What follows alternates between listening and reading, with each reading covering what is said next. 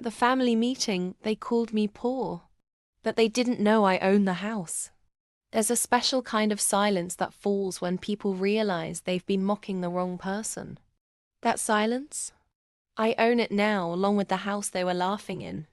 You see, at the last family meeting, they called me the poor cousin.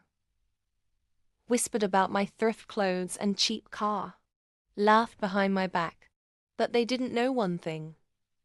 The house they were sitting in was mine. Growing up, I was always the outsider in my extended family. While my cousins bragged about summer homes and designer bags, I was working night shifts and budgeting coupons. They flaunted wealth. I saved in silence.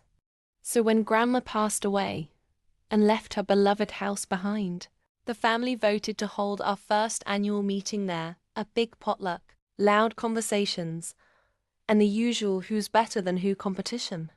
I offered to help organize it. They barely acknowledged me. Aunt Lisa joked that I finally had time since I didn't have a real job. Uncle Bob called me a charity case under his breath. Even my own sister chimed in saying, "At least we know who won't be covering the drinks." I smiled, bit my tongue, and served lemonade with a grin in my house. Because what they didn't know was that a year before Grandma passed, she offered me the house, quietly said she trusted me to keep it safe. The paperwork was signed. The deed was mine.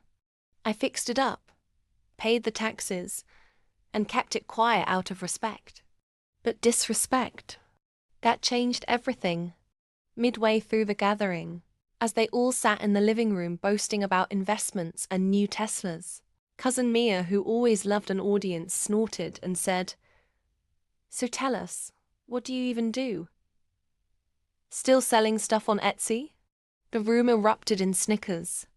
That was my cue. I stood up, cleared my throat and said, "Actually, I'd like to make an announcement." They rolled their eyes. I walked over to the mantel, pulled out a folder, and calmly laid the house deed on the coffee table. "This house you're sitting in? You've been calling it Grandma's, but it's not. It's mine. Has been for almost a year now." Silence. I watch color drain from their faces like syrup from a bottle. And before anyone gets clever, yes, it's legally mine. Paid off. Renovated. Protected. You're welcome for the central heating and the new roof, by the way. No one spoke. Even Aunt Lisa put down her glass of Chardonnay. And since you all think I'm so poor, you should know, my little Etsy side hustle now makes 6 figures a year. I just bought my second property. But don't worry, I won't invite any of you to the next meeting. I took a sip of my lemonade and smiled. You'll confine the door whenever you're ready. They left speechless. You see, real wealth isn't loud. But revenge. Oh, it echoes in every room I own. If that made you feel powerful, hit subscribe right now. New twist drops every day. Subscribe, like, share.